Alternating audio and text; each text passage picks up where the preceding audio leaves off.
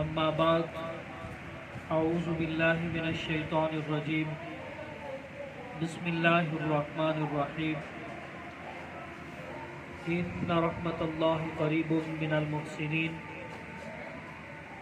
صدق اللہ العظیم قال النبی صلی اللہ تعالی علیہ وآلہ وسلم ارحموا من فی الارض یرحمکم من فی السماء او کما قال علیہ الصلاۃ والسلام۔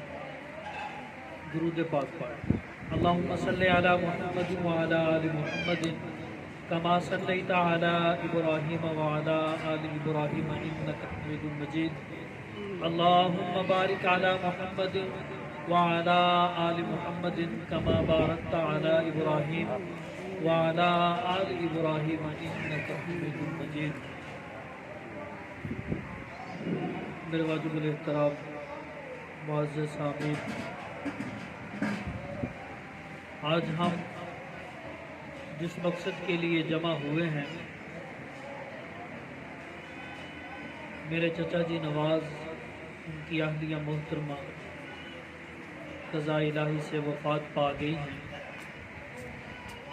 ان کی دعائے مغفرت کے لیے ہم سب کا یہ اکٹھ ہے۔ اللہ پاک ان کو کروٹ کروٹ جنت الفردوس میں اعلیٰ مقام نصیب فرمائے۔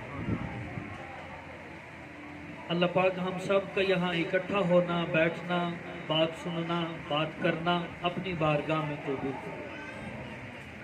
آپ حضرات سے گزارش ہے کہ جن کے سامنے خالی جگہ ہے وہ اس خالی جگہ کو پور کر دیں، تھوڑے تھوڑے سے آگے ہو جائیں، جو پیچھے آئیں گے وہ پھر بیٹھتے جائیں گے، ان کے لیے بھی آسانی ہو جائے گی۔ ہر بھائی جو ہے وہ کم از کم 2 قدم جو ہے وہ اپنے سے آگے ہو جائے۔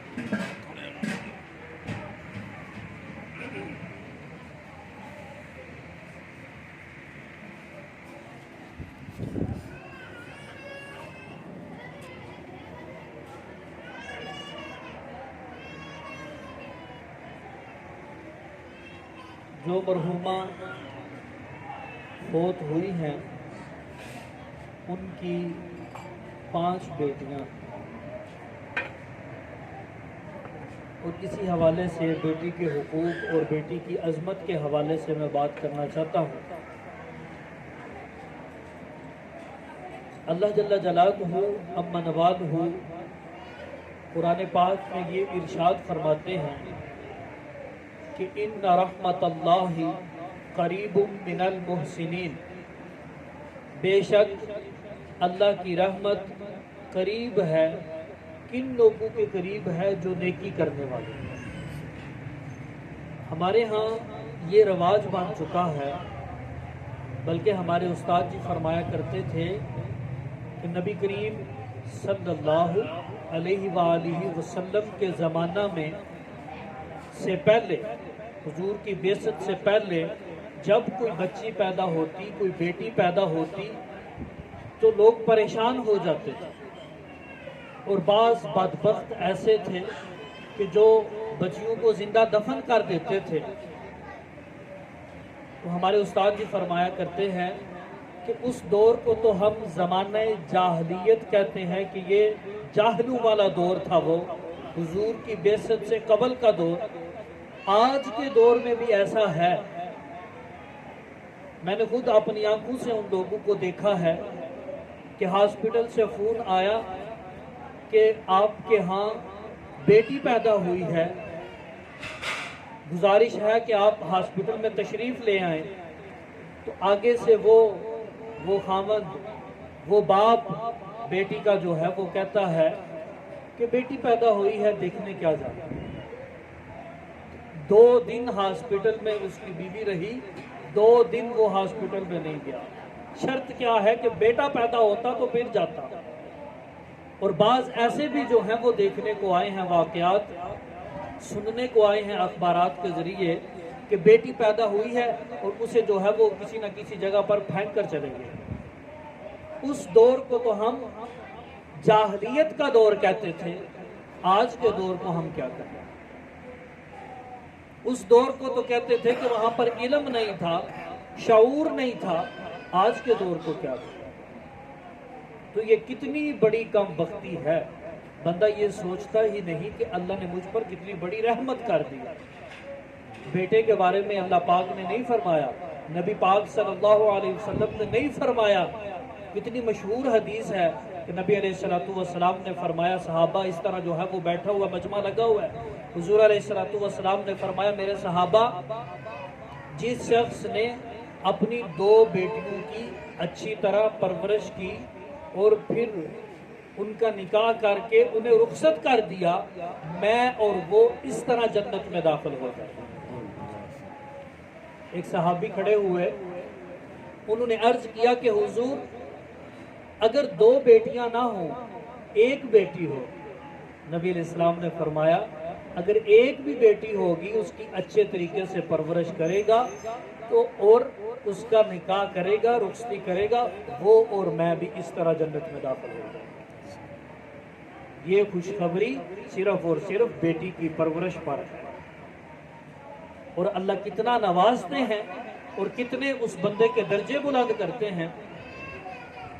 امام طبرانی رحمۃ اللہ علیہ نے طبرانی شریف میں لکھا ہے کہ ایک شخص جس کا نام ساسا بن ناجیہ رضی اللہ عنہ ہے، تھوڑی سی توجہ اگر میری طرف رکھیں گے تو مجھے بات کرنے میں بڑی آسانی ہوگی۔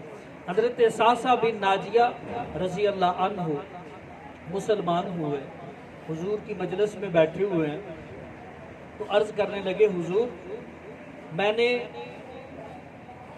زمانہ جاہلیت میں، یعنی کہ جب مسلمان نہیں ہوا تھا، تو میں نے ایک نیکی کی ہے، کیا میں مسلمان اب ہو گیا ہوں، مجھے اس نیکی کا بھی اجر ملے گا؟ حضور پاک صلی اللہ علیہ وسلم نے فرمایا، اچھا بتاؤ تو صحیح وہ نیکی کیا تھی جو تم نیکی کیا کرتے تھے؟ کہنے لگے، حضور میرے 2 بڑے بہترین اونٹ جو ہیں وہ گم ہو گئے، میں ان کو ڈھونڈنے کے لیے نکلا، چلتے چلتے میں جنگل کراس کر کے دوسری طرف جو آبادی تھی جنگل کے، میں وہاں پہنچ گیا۔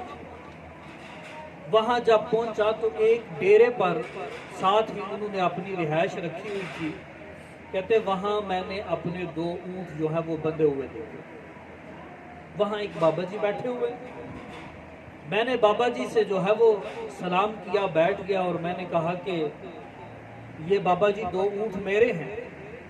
انہوں نے نشانیاں وغیرہ پوچھی، میں نے بتا دی، کہا کہ اب ہم تمہیں ایسے نہیں جانے دیں گے، کچھ نہ کچھ جو ہے وہ کھانا پینا بھی ہو جائے، اتنا لمبا سفر کر کے آئے ہو، 1 اونٹ پر سوار ہو کر گئے تھے، 2 اونٹ وہاں پر تھے۔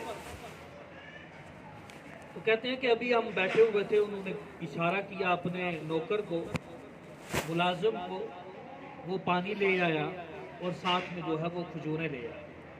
کہتے ہیں ہم بیٹھ گئے کھجوریں کھانے کے لیے، پانی پیا، کھجوریں کھا رہے ہیں، اندر سے جو ہے وہ آواز آئی بچے کے رونے کی۔ تو یہ جو بابا جی ہیں، انہوں نے بلند آواز سے اندر آواز دے کر پوچھا، بتاؤ بیٹی پیدا ہوئی ہے کہ بیٹا پیدا ہوا ہے؟ کہتے ہیں میں بڑا چونک گیا اور میں نے کہا کہ بابا جی بتائیں، اگر بیٹا پیدا ہو جائے تو کیا کرتے ہیں، بیٹی پیدا ہو تو پھر کیا کرتے ہیں؟ تو کہنے لگے، جب بیٹا پیدا ہوتا ہے تو ہم خوشیاں مناتے ہیں، ہمیں بڑی خوشی ہوتی ہے کیونکہ وہ ہمارا وارث بنتا ہے، اور جب بیٹی پیدا ہوتی ہے داماد کو گھر میں لانا پڑتا ہے، اس کے بڑے اخراجات ہوتے ہیں، سر نیچا کرنا پڑتا ہے، بڑی ذلت اور رسوائی کا سامنا کرنا پڑتا ہے، لہٰذا ہم بچی کو زندہ ہی دفن کرتے ہیں، زندہ دفن کر دیتے ہیں۔ تو حضرت ساسا رضی اللہ عنہ فرماتے ہیں کہ پتہ نہیں کیوں، حالانکہ تعلیم نہیں تھی وہ والی، شعور نہیں تھا، لیکن میرے دل میں آواز آئی کہ اتنا بڑا ظلم، چھوٹی سی معصوم سی پہلے دن کی بچی کو زندہ دفن کر دیتے ہو۔ کہا کہ یہ بچی مجھے دے، پہلے پتہ کرو ہوا کیا ہے۔ تو پتہ کیا تو آواز آئی کہ بیٹی پیدا ہوئی۔ کہا کہ یہ بیٹی میرے حوالے کر دو، تم نے تو زندہ دفن کرنی ہے، میرے حوالے کر دو۔ تو بابا جی کہنے لگے کہ نہیں، ہم ایسے نہیں دیں گے بھی، جو قیمت بھی تم مانگتے ہو، حضرت ساسا فرماتے ہیں میں نے اسے کہا جو قیمت بھی تم مانگتے ہو وہی قیمت میں دینے کے لیے تیار ہوں، یہ بیٹی میرے حوالے کر۔ اس نے کہا کہ یہ جو 2 اونٹ ہیں ہمارے پاس بندھے ہوئے ہیں اور تیسرے اونٹ پر تم سوار ہو کر آئے ہو، یہ 3 اونٹ ہمارے حوالے کر دو، بچی لے دو۔ کہتے ہیں میں نے بچی کو گود میں لیا اور جیسے میں نے سینے سے لگایا تو میرے دل کو ٹھنڈک محسوس، میرے دل کو سکون آیا۔ اور فرماتے ہیں کہ میں نے ان کے ملازم سے کہا کہ تم میرے ساتھ چلو، ہمیں ہمارے علاقے میں ہمارے گھر میں چھوڑ دو، پھر تم اس اونٹ کو واپس لے آنا۔ کہتے ہیں حضور مجھے نیکی کرنے کا چسکا لگ گیا، مزہ آیا، مجھے بڑا سکون آیا۔ کہتے ہیں میں نے وہ بچی جو ہے وہ اپنی لونڈی اپنی خادمہ کے حوالے کی، اور جب بھی میں حویلی میں جاتا تو وہ اس کو کبھی نہلا رہی ہوتی، کبھی کپڑے پہنا رہی ہوتی، کبھی جو ہے وہ اس کو تیل لگا رہی ہوتی، اور جب میں اس کو اٹھاتا تو وہ میری داڑھی کے ساتھ کھیلنا شروع کرتا۔ تو مجھے بڑی راحت آئی، مجھے نیکی کرنے کا مزہ آنا شروع ہوا۔ تو حضور میں نے پھر ڈھونڈنا شروع کیا کہ کون کون سا علاقہ، کون کون سا جو ہے وہ قبیلہ ہے جس قبیلے میں بچی پیدا ہو تو وہ زندہ دفن کر دیتے ہیں۔ کہتے ہیں میں نے پھر ان قبیلوں کو ڈھونڈا اور میں پھر کیا کرتا، 3 اونٹ دے کر ایک بچی خرید کر لیا۔ سنیے گا سنیے گا، نیکی کرنے کا چسکا ہو، کتنی خوبصورت۔ اللہ کرے ہمارے اندر بھی یہ ذوق پیدا ہو، یہ درد پیدا ہو، یہ فکر پیدا ہو کہ ہم نے کسی دوسرے کے بھی کام آنا، ہم نے کسی دوسرے کے لیے بھی سوچنا ہے۔ میں نے جو حدیث مبارکہ پڑھی ہے، نبی علیہ السلام فرماتے ہیں ارحموا من فی الارض یرحمکم من فی السماء، تم زمین والوں پر رحم کرو، آسمان والا تم پر رحم کرے۔ اگر تم زمین والوں پر رحم نہیں کرو گے تو حدیث مبارکہ میں آتا ہے اللہ پاک بھی قیامت کے دن تم پر رحم نہیں کرے گا۔ اگر کسی کے عیبوں کو دیکھتے ہو اور کسی کی کوئی ایسی بات دیکھتے ہو کہ جس کی وجہ سے اس بندے کو جو ہے وہ ذلیل کرنا شروع کر دیتے ہو تو قیامت کے دن تمہیں بھی پھر ذلیل کیا جائے گا۔ اگر تم کسی کے عیبوں پر پردے ڈال دیتے ہو، حدیث مبارکہ میں آتا ہے قیامت کے دن پھر تمہارے عیبوں پر پردے ڈال دیے جائیں گے۔ نیکی کرنے کا مزہ لینا چاہیے، سکون آنا چاہیے، راحت اور جذبہ اور شوق اور ذوق اپنے اندر پیدا کرنا چاہیے کہ ہم نے نیکی کرنی ہے، ہم نے جو ہے وہ کسی اور کے لیے سوچنا ہے۔ حضرت محمود غزنوی رحمۃ اللہ علیہ، جو لوگ کسی کے لیے سوچتے ہیں ان کو فائدہ کتنا ہوتا ہے۔ محمود غزنوی رحمۃ اللہ علیہ گزر رہے ہیں، انہوں نے ایک بابا جی کو دیکھا کہ وہ بابا جی چھوٹا سا کھڈا نکال کر ابھی بیٹھے ہوئے ہیں، ہاتھ جو ہیں وہ کپ کپا رہے ہیں، جسم پر جو ہے وہ لرزہ طاری ہے، اور ایک چھوٹا سا پودا ہاتھ میں پکڑا ہوا ہے اور کوشش یہ کر رہے ہیں کہ اس پودے کو یہاں پر لگانا۔ محمود غزنوی رحمۃ اللہ علیہ انہوں نے سلام کیا اور کہا کہ بابا جی بوڑھے ہو گئے ہو، جیسے ہم پنجابی میں کہتے ہیں کہ لتاں تواڑیاں جڑیاں نے وہ قبر اچ نے۔ انہوں نے کہا کہ بابا جی آپ قبر کے بالکل قریب پہنچے ہوئے ہیں اور آپ پودا لگا رہے ہیں، نہ تو آپ اس کا سایہ حاصل کر سکتے ہیں نہ اس کا پھل کھا سکتے ہیں، آپ کس کے لیے لگا رہے ہیں؟ بڑی خوبصورت انہوں نے بات کی، توجہ سے سنیے، بڑی خوبصورت بات ارشاد فرمائی۔ فرمانے لگے بادشاہ سلامت، مجھے بھی پتا ہے نہ میں اس کا سایہ حاصل کر سکتا ہوں اور نہ میں اس کا پھل کھا سکتا ہوں، میں پھل کھاؤں یا نہ کھاؤں میری آنے والی نسل تو اس سے فائدہ حاصل کرے گی۔ سب کچھ اپنے لیے نہ ہو، کچھ اوروں کے لیے بھی سوچنا چاہیے۔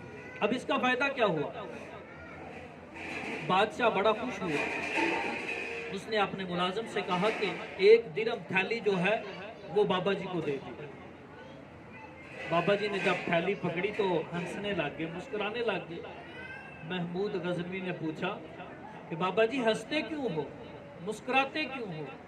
کہا کہ تم تو کہہ رہے تھے کہ تم اس پودے کو لگا رہے ہو اس سے فائدہ حاصل نہیں کر سکتے، دیکھو میں نے